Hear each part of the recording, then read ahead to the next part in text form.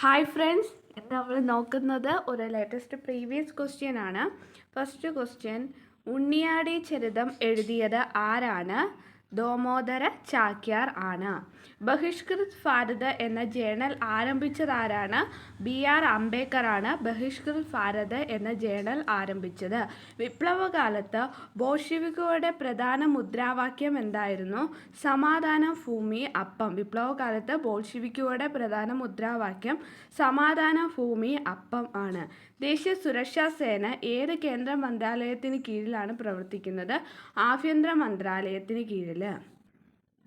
താഴെ പറയുന്ന ഏത് മർദ്ദവലയത്തിലാണ് ശാന്തമായ വായുചലനങ്ങൾ ഉള്ള പ്രദേശമായ ഡോൾട്രംസ് കാണപ്പെടുന്നത്?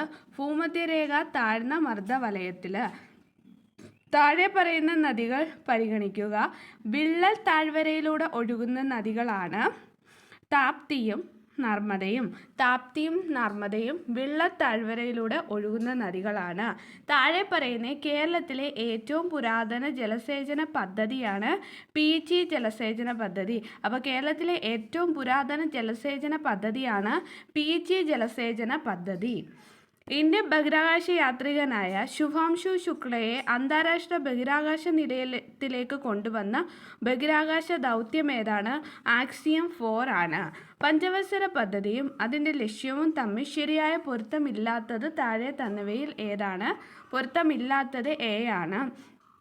അപ്പം 8ാം പദ്ധതി സാമ്പത്തിക പരിഷ്കരണങ്ങളും സ്ഥിരതയും, 12ാം പദ്ധതി വേഗതയേറിയതും സുസ്ഥിരവും കൂടുതൽ ഉൾക്കൊള്ളുന്നതുമായ വളർച്ച, 9ാം പദ്ധതി സാമൂഹ്യ നീതിയും സമത്വവും ഉള്ള വളർച്ച. അപ്പോൾ പഞ്ചവത്സര പദ്ധതിയും അതിൻ്റെ ലക്ഷ്യങ്ങളിൽ ഉൾപ്പെടുന്നത് ഏത് എന്ന് വെച്ചാൽ 8ാം പദ്ധതി എന്താണ് പറയുന്നത്? സാമ്പത്തിക പരിഷ്കാരങ്ങളും സ്ഥിരതയുമാണ്. 12ാം പദ്ധതി വേഗതയേറിയതും സുസ്ഥിരവും കൂടുതൽ ഉൾക്കൊള്ളുന്നതുമായ വളർച്ചയാണ്. 9ാം പദ്ധതി എന്ന് പറയുന്നത് സാമൂഹ്യ നീതിയും സമത്വവുമുള്ള വളർച്ച. താഴെ പറയുന്ന ഏതാണ് മുൻകാല ആസൂത്രണ കമ്മീഷന്റെ പങ്കിൽ നിന്ന് നീതി ആയോഗിന്റെ പങ്കിനെ ശരിയായി വേർതിരിക്കുന്നത്? സഹകരണ ഫെഡറലിസത്തിന് ഊന്നൽ നൽകിക്കൊണ്ട് താഴെ തട്ടിൽ നിന്നുള്ള ആസൂത്രണ സമീപനമാണ് നീതി ആയോഗ് പിന്തുടരുന്നത്. അതേസമയം ആസൂത്രണ കമ്മീഷൻ മുകളിൽ നിന്ന് താഴേക്ക് പോകുന്ന ഒരു മാതൃകയാണ് പിന്തുടരുന്നത്. എന്താണ്? സഹകരണ ഫെഡറലിസത്തിന് ഊന്നൽ നൽകിക്കൊണ്ട് താഴെ തട്ടിൽ നിന്നുള്ള ആസൂത്രണ സമീപനമാണ് നീതി ആയോഗ് പിന്തുടരുന്നത്. എന്നാൽ ആസൂത്രണ കമ്മീഷൻ മുകളിൽ നിന്ന് താഴേക്ക് പോകുന്ന ഒരു മാതൃകയാണ് പിന്തുടരുന്നത്. രാജ്യത്ത് മൂലധന വസ്തുക്കളുടെ GST നിരക്ക് എത്രയാണ്? രാജ്യത്ത് മൂലധന വസ്തുക്കളുടെ GST നിരക്ക് 18% ആണ്. ഇന്ത്യയെ ഹരിത വിപ്ലവത്തിൻ്റെ പ്രാരംഭഘട്ടത്തിൽ ഏറ്റവും കൂടുതൽ പ്രയോജനം നേടിയ സംസ്ഥാനങ്ങൾ പഞ്ചാബ് ഹരിയാനയുമാണ്. എന്താണ്? ഇന്ത്യ ഹരിത വിപ്ലവത്തിൻ്റെ പ്രാരംഭഘട്ടത്തിൽ ഏറ്റവും കൂടുതൽ പ്രയോജനം നേടിയ സംസ്ഥാനങ്ങളാണ് പഞ്ചാബ്, ഹരിയാന. അടുത്ത ക്വസ്റ്റ്യൻ, ഭരണപരമായ അതിരുകടപ്പ് തടയുന്നതിനായി കേരളം നിയുക്ത നിയമനിർമ്മാണത്തിൻ്റെ ഉപയോഗത്തെയും നിലവിലുള്ള ഭരണഘടനാപരമായ സുരക്ഷയെയും കുറിച്ചുള്ള താഴെ പറയുന്ന പ്രസ്താവനകൾ പരിഗണിക്കുക. എല്ലാ എക്സിക്യൂട്ടീവ് റൂൾ മേക്കിംഗ് പരിശോധിക്കാൻ കേരള നിയമസഭയുടെ സബോർഡിനേറ്റ് ലെജിസ്ലേഷൻ കമ്മിറ്റിക്ക് അധികാരമുണ്ട്. അപ്പോൾ ഭരണപരമായ അതിരുകടപ്പ് തടയുന്നതിനായി കേരളം നിയുക്ത നിയമനിർമ്മാണത്തിൻ്റെ ഉപയോഗത്തെയും നിലവിലുള്ള ഭരണഘടനാപരമായ സുരക്ഷയെയും കുറിച്ചുള്ള പ്രസ്താവനകളിൽ ശരിയായിട്ടുള്ളതാണ്. പ്രാപ്തമാക്കുന്ന നിയമത്തിൻ്റെ പരിധി കവിയുന്ന എല്ലാ എക്സിക്യൂട്ടീവ് റൂൾ മേക്കിങ്ങും പരിശോധിക്കാൻ കേരള നിയമസഭയുടെ സബോർഡിനേറ്റ് ലെജിസ്ലേഷൻ കമ്മിറ്റിക്ക് അധികാരമുണ്ട്. കേരളത്തിൽ നിയുക്ത നിയമനിർമ്മാണം പലപ്പോഴും പൊതുജനാഭിപ്രായത്തിനുള്ള വ്യവസ്ഥയില്ലാതെ പ്രവർത്തിക്കുന്നു. ഇത് പങ്കാളിത്ത ഭരണത്തെ പരിമിതപ്പെടുത്തുന്നു. അടുത്ത ക്വസ്റ്റ്യൻ, ദുരന്ത നിവാരണത്തോടുള്ള കേരളത്തിൻ്റെ സമീപനം ബഹുതല സ്ഥാപന ഘടനയും വികസന ആസൂത്രണവുമായുള്ള സംയോജനത്തെയും പ്രതിഫലിപ്പിക്കുന്നു. ഭരണ സ്ഥാപനങ്ങളെയും അവയുടെ റോളുകളും കാണിച്ച് താഴെ വന്നിരിക്കുന്ന പട്ടികകൾ പരിഗണിക്കാനാണ് ചോദിച്ചത്. ഇവിടെ ആൻസർ എന്ന് പറയുന്നത് 1 എന്ന് പറയുന്നത് സംസ്ഥാന ദുരന്ത നിവാരണ അതോറിറ്റി എന്ന് വെച്ചാൽ ദുരന്ത നിവാരണത്തെ പങ്ക് ജില്ലാതല പ്രതികരണ പദ്ധതികൾ അനുമതി നൽകുന്നതിനുള്ള അന്തിമ അധികാരമാണ്. ജില്ലാ ദുരന്ത നിവാരണ അതോറിറ്റി എന്ന് പറയുന്നത് ജില്ലാ കളക്ടർ നയിക്കുകയും പ്രാദേശിക തന്ത്രങ്ങൾ നടപ്പിലാക്കുകയും ചെയ്യുന്നു. തദ്ദേശ സ്വയംഭരണ സ്ഥാപനങ്ങൾ എന്ന് പറയുന്നത് രക്ഷാപ്രവർത്തനങ്ങൾക്കായി കേന്ദ്ര സേനയുമായി ഏകോപിപ്പിക്കുക. സംസ്ഥാന ആസൂത്രണ ബോർഡ് എന്ന് പറയുന്നത് സംസ്ഥാന ആസൂത്രണത്തിലേക്ക് ദുരന്ത ബാധിത ലഘൂകരണം മുഖ്യധാരയിലേക്ക് കൊണ്ടുവരിക. കേരളത്തിൽ ഭൂപരിഷ്കരണം നടപ്പിലാക്കിയത് കാർഷിക ഘടനയെ മാറ്റം വരുത്തുന്നതിൽ വിജയിച്ചെങ്കിലും ആനുപാതികമായ ഗ്രാമീണ വ്യവസായവൽക്കരണമോ തൊഴിൽ വളർച്ചയോ സൃഷ്ടിക്കുന്നതിനെ പരാജയപ്പെടുന്നതിൻ്റെ കാരണം താഴെ പറയുന്ന ഏതാണ് ഏറ്റവും നന്നായി വിശദീകരിക്കുന്നത്? ഭൂപരിഷ്കരണങ്ങൾ അസാന്നിധ്യ ഭൂവുടമ വ്യവസ്ഥയെ ഇല്ലാതാക്കി, പക്ഷേ ദീർഘകാല ഗ്രാമീണ സാമ്പത്തിക തന്ത്രവുമായി സംയോജിപ്പിക്കുന്നതിൽ പരാജയപ്പെട്ടു. കേരള സംസ്ഥാന ആസൂത്രണ ബോർഡിൻ്റെ പ്രവർത്തനങ്ങളും പരിമിതികളും പരാമർശിച്ച് താഴെ പറയുന്ന പ്രസ്താവനകൾ പരിഗണിക്കാനാണ് വെച്ചിരിക്കുന്നത്. ശരിയായിട്ടുള്ള 2ഉം 3ഉമാണ്. KCBBയുടെ ഉപദേശക പങ്ക് പങ്കാളിത്ത ആസൂത്രണം ഉറപ്പാക്കുന്നു, പക്ഷേ അത് നടപ്പിലാക്കുന്നതിനുള്ള നിയമപരമായ അധികാരങ്ങളെ തകർക്കുന്നു. KCBBയുടെ പ്രധാന പ്രവർത്തനങ്ങളിലൊന്ന് പഞ്ചവത്സര പദ്ധതികളെ ലക്ഷ്യങ്ങളെ സംസ്ഥാനത്തിൻ്റെ വാർഷിക പദ്ധതികളുമായി യോജിപ്പിക്കുക എന്നതാണ്. കേരളത്തെ ഈ ഗവേണൻസ് സമീപനത്തിൻ്റെ പശ്ചാത്തലത്തിൽ താഴെ പറയുന്ന ഏതാണ് അടിസ്ഥാന തലത്തിൽ അതിൻ്റെ ആപേക്ഷിക വിജയത്തിന് കാരണമായ പ്രധാന ഘടകങ്ങളെ പ്രതിഫലിപ്പിക്കുന്നത്? വികേന്ദ്രീകരണ ആസൂത്രണ പ്രക്രിയകളുമായി ഈ ഗവേണൻസിൻ്റെ സംയോജനം, ഇൻഫർമേഷൻ കേരള മിഷൻ പോലുള്ള സ്വയംഭരണ ഏജൻസികളിൽ നിന്നുള്ള ശക്തമായ സാങ്കേതിക പിന്തുണ, പൗരസേവനങ്ങൾ ഡിജിറ്റൈസ് ചെയ്യുന്നതിൽ തദ്ദേശ സ്വയംഭരണ സ്ഥാപനങ്ങളുടെ സജീവ പങ്കാളിത്തം. ക്യോട്ടോ പ്രോട്ടോക്കോളിനെ കുറിച്ച് താഴെ പറയുന്ന പ്രസ്താവനകളിൽ പരിഗണിക്കുക. ഇതിൽ ഏതാണ് ശരി? ഹരിതഗൃഹ വാതകങ്ങളെ ഉത്ഭവം മനം കുറയ്ക്കുന്നതിന് അതിൻ്റെ കക്ഷികളെ പ്രതിജ്ഞാബദ്ധരാക്കുക ഒരു അന്താരാഷ്ട്ര ഉടമ്പടിയാണ് ക്യോട്ടോ പ്രോട്ടോക്കോൾ. ഇത് 1997 അംഗീകരിക്കുകയും 2005 പ്രാബല്യത്തിൽ വരികയും ചെയ്തു. താഴെ ഹൃദയപേശി കോശങ്ങളുടെ ഗുണസവിശേഷതകൾ നൽകിയിരിക്കുന്നു. 1ഉം 4ഉം ശരിയല്ലാത്ത പ്രസ്താവനയാണ്. 2ഉം 3ഉം ശരിയാണ്. ഇത് വരയുള്ളതും അനിയന്ത്രിതവുമാണ്. അപ്പോൾ ഹൃദയപേശി കോശങ്ങളുടെ സവിശേഷത എന്താണ്? ഇത് വരയുള്ളതും അനിയന്ത്രിതവുമാണ്. ഇത് ഓട്ടോണമിക് നാഡീനാരുകളാൽ സജ്ജീകരിച്ചിരിക്കുന്നു.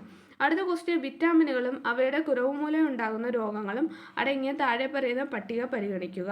തയാമിൻ എന്ന് പറയുന്നത് ബെർബറിയാണ്. കാൽസിഫെറോൾ എന്ന് പറയുന്നത് കാൽസിഫെറോൾ റിക്കറ്റുകൾ. റെറ്റിനോൾ എന്ന് പറയുന്ന നൈക്ടോലോപ്പിയ. വിറ്റാമിൻ സി എന്ന് പറയുന്നത് സ്കർവിയാണ്. നിയാസിനാമൈഡ് എന്ന് പറയുന്നത് പെലഗ്രെ ആണ്. അടുത്ത ക്വസ്റ്റ്യൻ, അമിനോ ആസിഡുകളെ കുറിച്ച് താഴെ പറയുന്ന പ്രസ്താവന പരിഗണിക്കുക. ശരി ഏതെന്നാണ് ചോദിച്ചാൽ 2ഉം 3ഉമാണ്. ഗ്ലൈസിൻ ഏറ്റവും ചെറിയ അമിനോ ആസിഡാണ്. സിസ്റ്റീൻ, മെഥിയോണിൻ എന്നിവ സൾഫർ അടങ്ങിയ അമിനോ ആസിഡുകളാണ്. അപ്പോൾ സിസ്റ്റീൻ അതേകൂട്ട് തന്നെ മെഥിയോണിൻ എന്നിവ സൾഫർ അടങ്ങിയ അമിനോ ആസിഡുകളാണ്. പ്രമേഹത്തെക്കുറിച്ച് പറയുന്ന പ്രസ്താവന ശരിയായത് ഏത്? ദീർഘകാലത്തേക്ക് ഉയർന്ന രക്തത്തിലെ പഞ്ചസാരയുടെ അളവ് കാണപ്പെടുന്ന ഒരു ഉപാപചയ വൈകല്യമാണ് പ്രമേഹം. പാൻക്രിയാസിലെ ഇൻസുലിൻ ഉൽപ്പാദിപ്പിക്കുന്ന കോശങ്ങളുടെ ഓട്ടോ ഇമ്മ്യൂൺ നാശം മൂലമാണ് ടൈപ്പ് 1 പ്രമേഹം ഉണ്ടാകുന്നത്. അപ്പം ദീർഘകാലത്തേക്ക് ഉയർന്ന രക്തത്തിലെ പഞ്ചസാരയുടെ അളവ് കാണപ്പെടുന്ന ഒരു ഉപാപചയ വൈകല്യമാണ് പ്രമേഹം. പാൻക്രിയാസിലെ ഇൻസുലിൻ ഉൽപ്പാദിപ്പിക്കുന്ന കോശങ്ങളുടെ ഓട്ടോ ഇമ്മ്യൂൺ നാശം മൂലമാണ് ടൈപ്പ് 1 പ്രമേഹം ഉണ്ടാകുന്നത്. കാല അസർ രോഗം മൂലമുണ്ടാകുന്നതാണ് ലിഷ്മാനിയ ഡോണോവാനി. താഴെ പറയുന്ന പ്രസ്താവനകളിൽ ഏതാണ് ശരി? മുകളിൽ പറഞ്ഞവയെല്ലാം ശരിയാണ്. നയനാമൃതം 2.0 കേരള സർക്കാരിൻ്റെ ഒരു AI പവർ നേത്ര പരിശോധനാ സംരംഭമാണ്. ഗ്ലോക്കോമ, ഡയബറ്റിക് റെറ്റിനോപ്പതി, പ്രായവുമായി ബന്ധപ്പെട്ട മാക്കുലാർ ഡിജനറേഷൻ തുടങ്ങിയ രോഗങ്ങൾ തിരിച്ചറിയുന്നതിനുള്ള ആദ്യത്തെ സർക്കാർ AI സഹായത്തോടെയുള്ള സ്ക്രീനിംഗ് പ്രോഗ്രാമാണിത്. റെമിഡിയോയുടെ AI സാങ്കേതികവിദ്യ ആരോഗ്യ സംരക്ഷണ സംവിധാനത്തെ ഉൾപ്പെടുത്തി സൗകര്യം, കാര്യക്ഷമത, ചെലവ്, ഫലപ്രാപ്തി എന്നിവ വർദ്ധിപ്പിക്കുന്നത് നയനാമൃതം 2.0 ആണ്.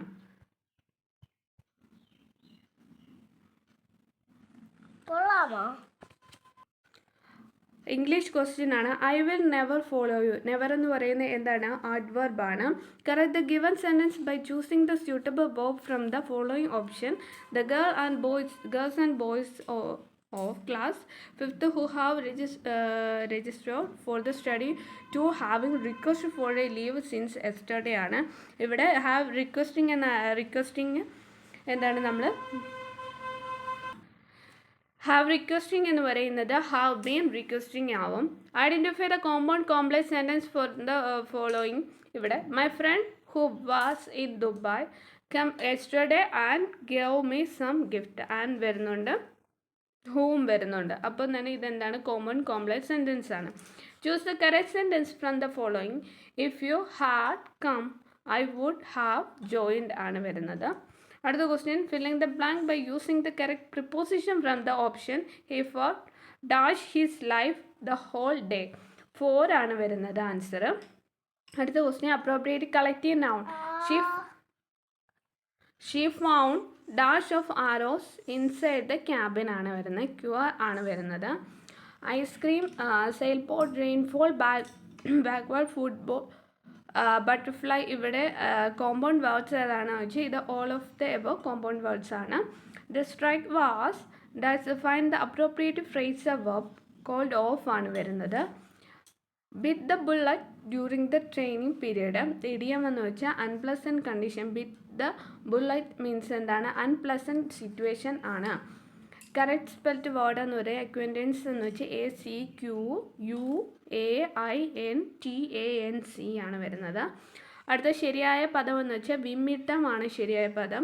അറിഞ്ഞുകൊണ്ട് തെറ്റു ചെയ്യുക എന്നതിന് അർത്ഥം വരുന്ന ശൈലി ഇലയിട്ട് ചവിട്ടുകയാണ്. മഹത് പ്ലസ് ചരിതം എന്ന് വെച്ചാൽ മഹത് ചരിതമാണ്. വണ്ട് എന്നർത്ഥം വരാത്ത പദം ബിബീലികയാണ്. ചുവടെ ചേർത്തിരിക്കുന്ന ഈ ശരിയായ വാക്യം വായനാ ദിനത്തിൽ വിദ്യാർത്ഥികൾക്കായി മത്സരങ്ങൾ നടത്താറുണ്ട്. ഗർഹണീയം എന്നതിൻ്റെ ശരിയായ വിപരീതം വിഭണീയം ആണ്. ചുവടെ തിരഞ്ഞിരിക്കുന്ന ബഹുത്വത്തെ സൂചിപ്പിക്കുന്ന പദം എന്താണ്? നമ്മളാണ്. കൊലയാന ഉള്ളപ്പോൾ കുഴിയാന മതിക്കുക എന്ന ശക്തരുള്ളപ്പോൾ ദുർബലർ അഹങ്കരിക്കുക. ദിഗ്മുഖം എന്ന പദം എഴുതുമ്പോൾ ദിഗ് പ്ലസ് മുഖമാണ്. ബ്രേവിറ്റി മീൻസ് എന്താണ്? സംക്ഷിപ്തത ആണ്.